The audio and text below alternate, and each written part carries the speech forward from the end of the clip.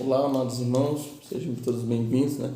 Estamos dando início hoje ao estudo bíblico promovido pela comunidade Anaim, este domingo de Pentecostes, uma data especial para toda a igreja, que é a descida do Espírito Santo sobre Maria e os apóstolos.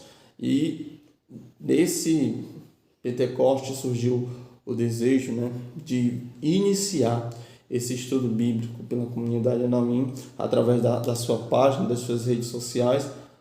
Então, nós iremos dar o início nesse estudo bíblico a partir do Evangelho de São Mateus. Nós iremos fazer um estudo cronológico, né, de acordo com o que acontece no tempo, não de acordo com o que os livros foram escritos ou da maneira que eles estão posicionados na Bíblia, certo? Nós iremos fazer um estudo baseado de acordo com o que acontecem os fatos. Você vai ver no decorrer do estudo que nós iremos saltar de um livro para o outro, né, e retornar ao mesmo livro algumas vezes, porque nós iremos se basear de acordo com o que acontecem os fatos na hora que eles vão acontecendo, certo? Existem vários outros métodos, né? O método que a maioria das pessoas tentam fazer, que é o de Gênesis ao Apocalipse, né? Começa a ler. Geralmente elas não passam nem do quinto livro. Quando eu comecei a ler a Bíblia, eu desisti várias vezes, li o Gênesis, o Êxodo e o Número várias vezes, né, o Levítico, e geralmente eu desistia, né, porque eu achava muito difícil, estava achando muito complicado entender algumas coisas, mas no decorrer do tempo o Senhor foi me moldando e eu consegui fazer esse método, né, de Gênesis ao Apocalipse, mas é um método realmente mais difícil, né? Mas não existe método fácil ou método milagroso para que você leia a Bíblia. O que vai fazer você verdadeiramente conseguir ler a Bíblia é o seu amor pela palavra de Deus. A Bíblia ela deve ser lida todos os dias, né? Todos os dias da nossa vida. Deve ser um compromisso seu, ler todos os dias a Bíblia. Porque a Bíblia ela não é um jornal que você pega aqui e lê notícias velhas. Tal dia aconteceu isso. Não. A Bíblia é a palavra de Deus, a Bíblia é a palavra viva de Deus. Então, todos os dias o Senhor fala para você através da Bíblia, certo?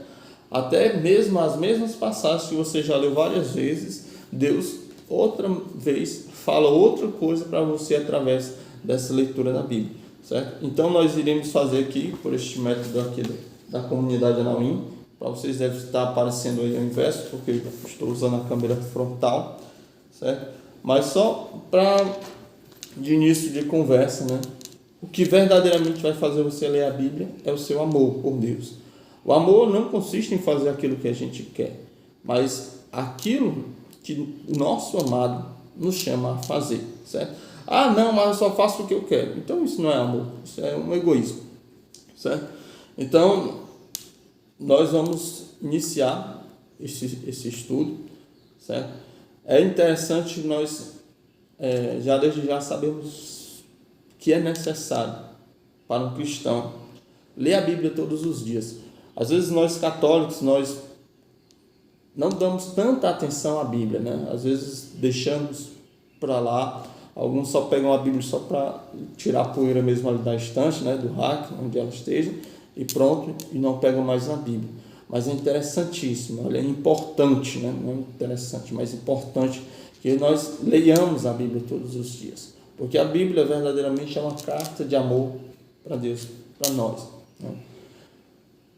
Vou contar uma historinha, né, para que a gente possa compreender um pouquinho o que acontece com a leitura da Bíblia em nós. Muitas vezes a gente começa a ler a Bíblia e diz que não entende, não sabe o que é que está acontecendo. Não entendo a Bíblia, não, é muito difícil, eu vou deixar de ler. Tinha um monge, né, e um discípulo dele. E ele dizia, eu não consigo ler a Bíblia, porque a Bíblia é muito difícil, eu leio, não fica nada em mim. Beleza. Aí o monge lá pegou, disse assim, tá vendo aqueles 2 baldes ali? Vai lá buscar água lá no poço lá e traga para cá, até encher aquele tambor. Só que os baldes estavam muito sujos, né, e furados. E aí o monge foi lá, pegou a água, foi trazendo no decorrer do caminho a água saiu todinho, não chegou nada lá em cima. O monge perguntou: foi o que você aprendeu? Não aprendi nada. Vai lá de novo, pegue água. O homem foi lá, o discípulo foi lá, novamente no poço, botou a água dentro do balde. Quando levou para lá, chegou vazio. Foi o que você aprendeu? Não aprendi nada. Foi novamente. E nesse processo de encher o balde furado, que estava todo sujo, né, a água que ia passando ia limpando o balde. Quando o discípulo, né, já foi várias vezes buscando a água e o balde se limpando, até que certa vez ele entendeu, né, os baldes estavam todos sujos e a água que passou por ele foi limpando, né? Então, o que importa não é aquilo que você retém, mas é o processo da água que passa por você, que vai limpando, vai lhe purificando, certo? Nós vamos dar início agora, verdadeiramente, o estudo bíblico. Primeiramente, hoje, né, domingo de Pentecostes, vamos clamar o Espírito Santo, porque algo importante para que você leia a Bíblia. A Bíblia ela deve ser lida em oração. A Bíblia não deve ser lida como um livro qualquer, um livro de autoajuda, ou seja lá como for. Mas a Bíblia deve ser lida com auxílio do Espírito Santo, para que a gente compreenda, para que a gente tire alguma coisa para nós naquele dia, né? Eu sei que o processo, como eu tinha explicado, quando a gente não entende, de passar e nos purificar, ele é importantíssimo, mas também é importante que a gente entenda e compreenda e traga algo para nós, para que nós possamos mudar de vida aos poucos, né? Esse processo de conversão. Então, nesse domingo de Pentecostes, nós vamos clamar a ação do Espírito Santo.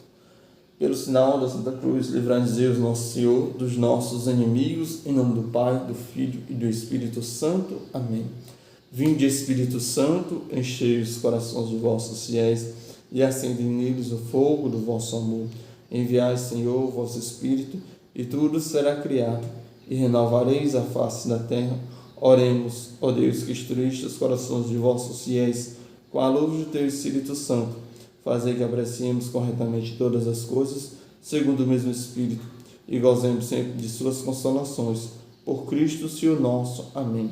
Senhor, aumentai em nós a fé, e fazei brilhar em nossos corações a luz do teu Espírito Santo. Amém.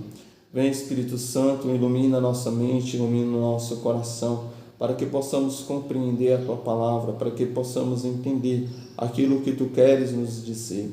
Por isso te pedimos, vem, Espírito Santo, sobre nós, toma conta da nossa mente, retira de nós todas as distrações, para que nós possamos verdadeiramente compreender a tua palavra, para que nós possamos viver a tua palavra. Por isso, vem pela intercessão de Nossa Senhora. Amém.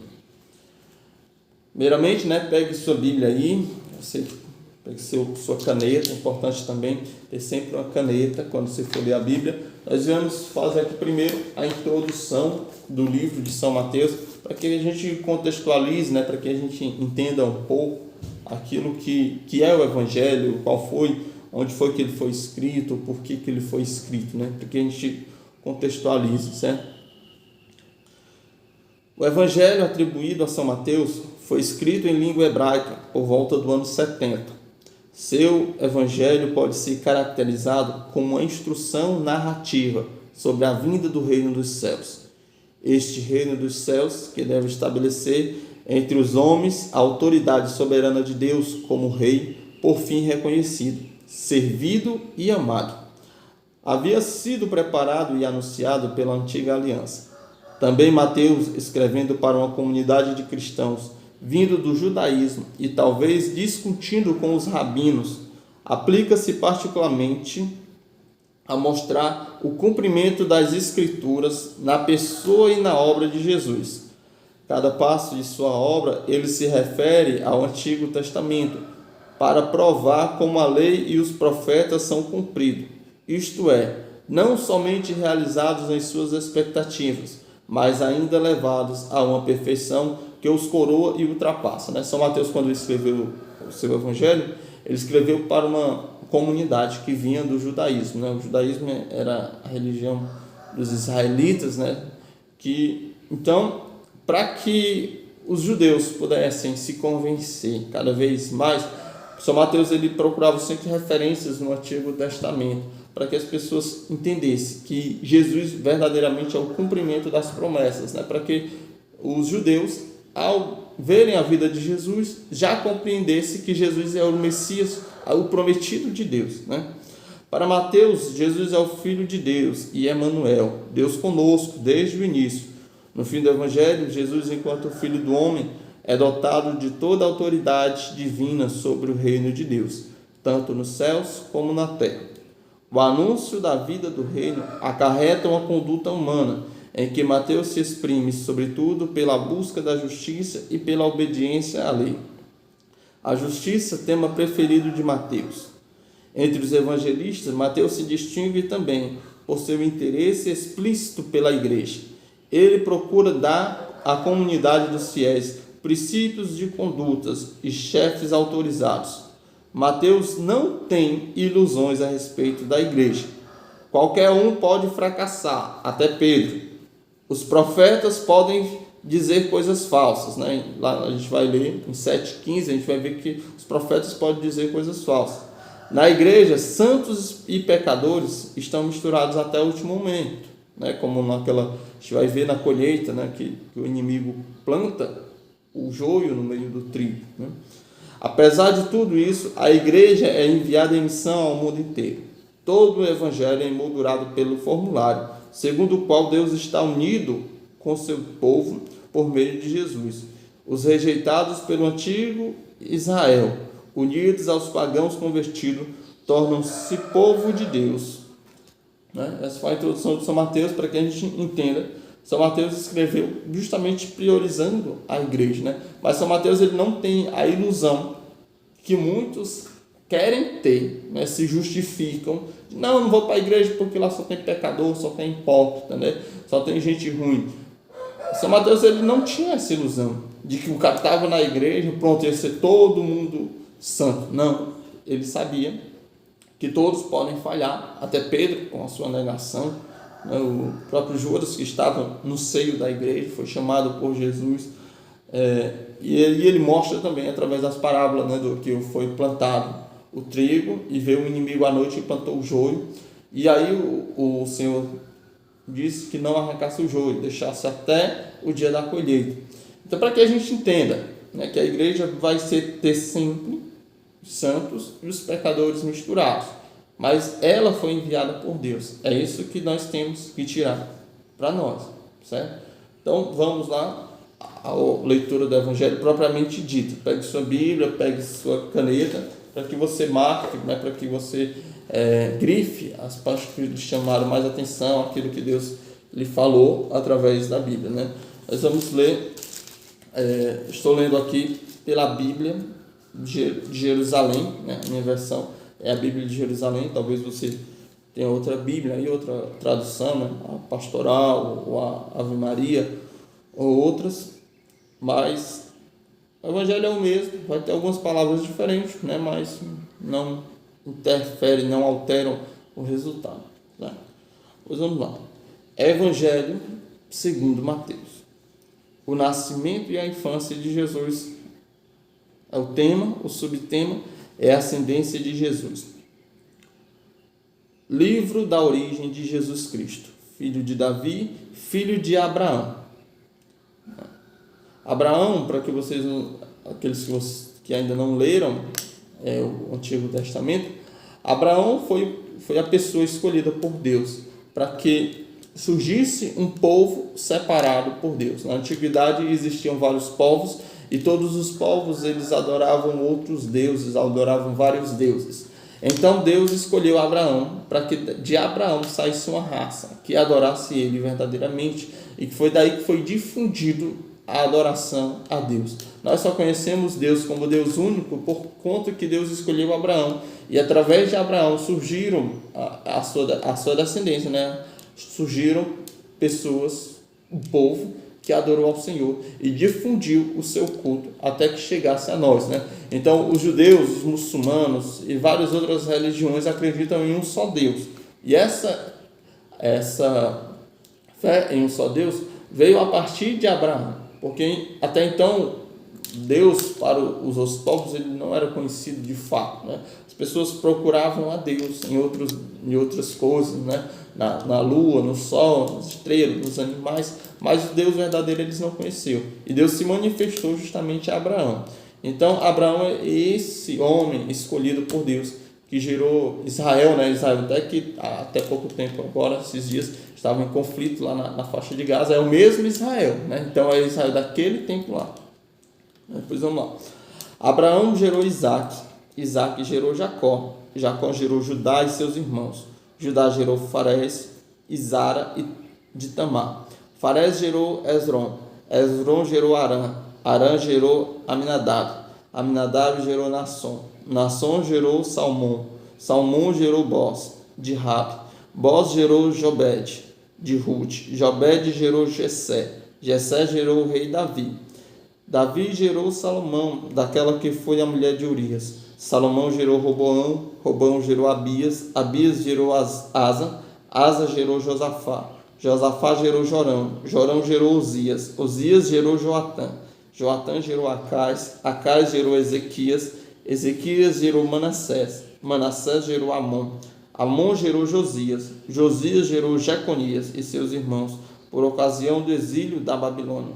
Depois do exílio da Babilônia, Jeconias gerou Salatiel, Salatiel gerou Zorobabel, Zorobabel gerou Abiúde, Abiúde gerou Eliacim, Eliacim gerou Azor, Azor gerou Sadoc, Sadoc gerou Aquim, Aquim gerou Eliúde, Eliúde gerou Eleazar, Eleazar gerou Matã, Matã gerou Jacó, Jacó gerou José, o esposo de Maria, da qual nasceu Jesus, chamado Cristo. Portanto, o total das gerações de Abraão a Davi são 14 gerações. De Davi até o exílio da Babilônia, 14 gerações. E do exílio da Babilônia até Cristo, 14 gerações. Certo? Então, a gente vê a primeira parte de Mateus, ele vem falar sobre todos os descendentes, né, até a chegada de Jesus, sobre a genealogia humana de Jesus. Nós sabemos que Jesus, ele é Deus que se encarnou no seio da Virgem Maria, sem intervenção humana, né, ele veio, mas para que a gente entenda que Jesus foi predestinado desde o início para nos salvar, certo? Deus ele tem ciência de todas as coisas. Então, a genealogia serve para que a gente saiba que verdadeiramente existiu aquilo, né? Eu não sei para que essa genealogia. É porque assim prova que existiu verdadeiramente essa pessoa, né? Existiu o Jesus histórico. Né? O Jesus histórico existiu. Já a primeira coisa que a gente tem que ter entendimento, que através dessas gerações, se você for puxando essas pessoas, você vai chegar até Jesus, e se você for regredindo, você vai chegar até Abraão, né? Então, essa primeira parte é para que a gente entenda que desde o início, Jesus estava preparado, né? Deus estava preparado para vir a nós, né? Ele já vinha preparando todas essas gerações, né, para que pudesse chegar até nós. A gente pode ver até assim na história, né? Judá gerou Farés de Zara, de Tamar, certo? A gente entender um pouco, né?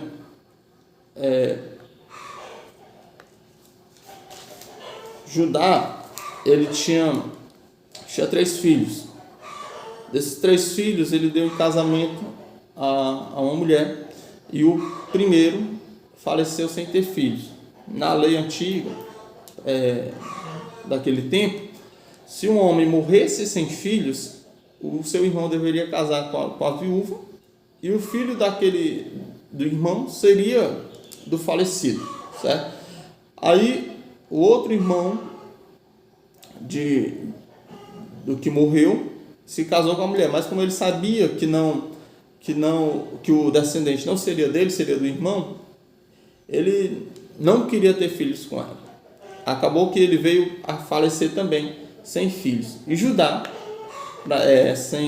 sem querer dar outro filho dele, disse, não, deixa ele crescer, depois eu lhe dou ele como esposo, né? Eu dou você como esposa dele.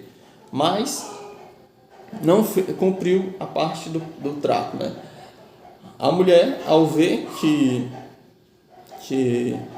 Judá não cumpriu a parte do trato, quando viu que Judá estava na região, se disfarçou de prostituta. E aí Judá, ao ver ela, julgou ser uma prostituta e teve uma relação com ela. E dessa relação foi que surgiu, né, o Farés, que foi um dos antecessores, né, de Jesus, né? Para a gente ver só assim o quanto que Deus muda as histórias de acordo com o que Ele quer. Às vezes é coisa que a gente pensa que não aconteceu por acaso. Não, nada é por acaso, né? Tudo Deus tem um plano, tudo é providência de Deus, né? Sigamos. José assume a paternidade de Jesus. Não é o segundo tema aqui do primeiro capítulo de Mateus. Lá para o versículo 18, você que está nos acompanhando. A origem de Jesus Cristo foi assim: Maria, sua mãe, comprometida em casamento com José, antes que coabitasse, achou-se grávida pelo Espírito Santo. José, seu esposo, sendo justo e não querendo denunciá-la publicamente, resolveu repudiá-la em segredo. Por que José, naquela época existia uma lei, a mulher estava comprometida em casamento, ela já poderia se dizer que ela estava casada com fulano de tal, né? Então Maria já estava casada, né? não coabitaram, mas já estava prometida a casamento, já estava como para a lei, como valendo como que casada, certo? E aí, antes de José coabitar com Maria se achou grávida pelo Espírito Santo. José, ele sabia da virtude de Nossa Senhora. José era santo também, né? O homem mais santo que existia. Não foi mais santo que Nossa Senhora. Mas José, sendo santo e sabendo das virtudes de Nossa Senhora, ele sabia que Maria não tinha o traído, certo? Mas ele não compreendia.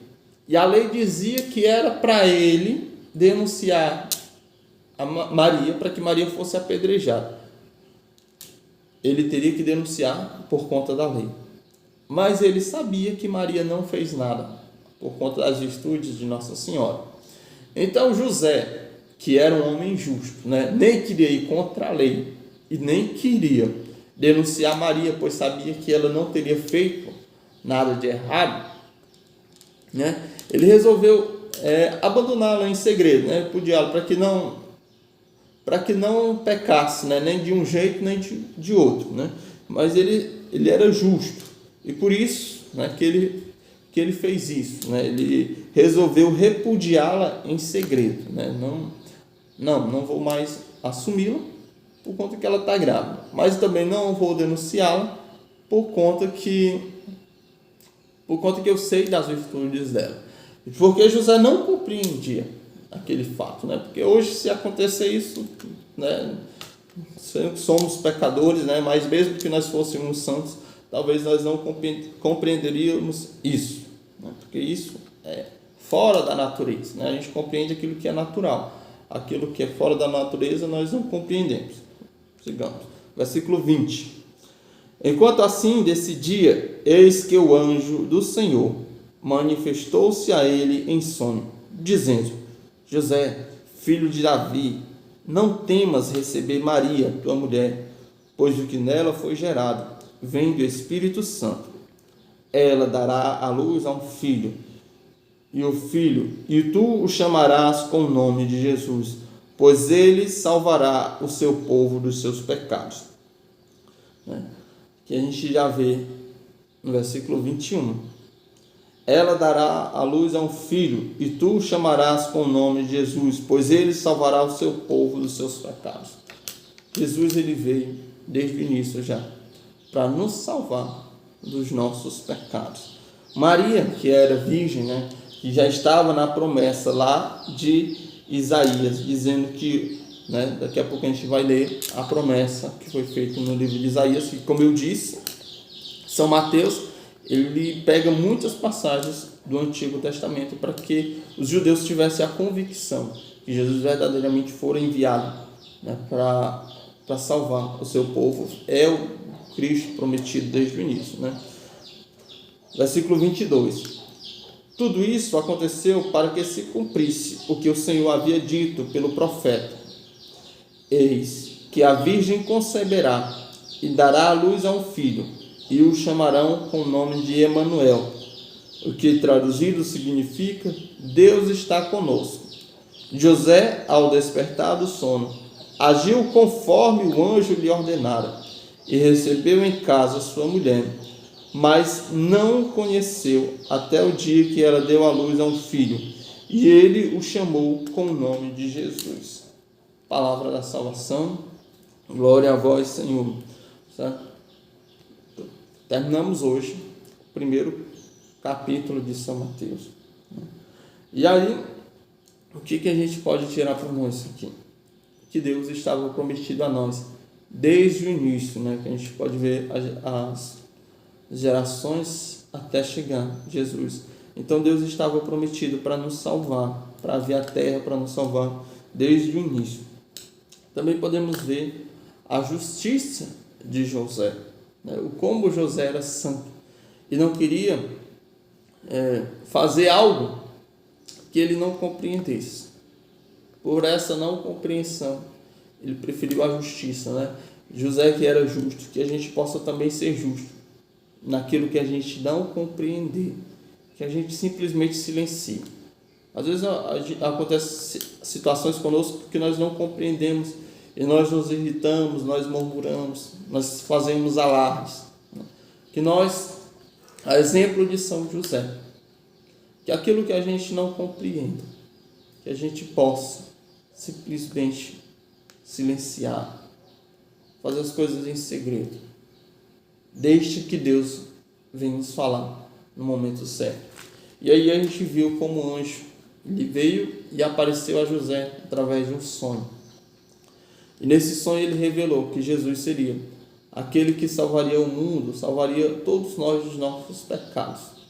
Certo? Então, a partir daí, José tomou Maria por esposa, e acolheu Maria. E através disso, José foi obediente. Tantas vezes, Deus tem nos falado, e nós muitas vezes somos desobedientes. Que nós possamos pedir a graça a São José, que ele interceda por nós, para que nós possamos ser obedientes àquilo que Deus fala a nós, e sejamos fiéis, não chamado de Deus para nós. Nós vamos deixar esse vídeo aqui fixado na página da comunidade, talvez colocaremos também no canal do YouTube da comunidade. Se vocês tiverem alguma dúvida sobre o que a gente leu, sobre essa passagem especificamente, vocês podem colocar nos comentários, e aí ou a gente responde no vídeo amanhã, ou então a gente pode responder até mesmo nos próprios comentários, Vai depender da pergunta, A gente não sabe tudo, mas daquilo que Deus foi inspirando, daquilo que a gente foi estudando, a gente vai tentando sanar as dúvidas, tirar as nossas dúvidas, para que não haja nenhuma dúvida no nosso coração, para que a gente verdadeiramente leia, entenda, compreenda e tire algo para nós, para as nossas vidas.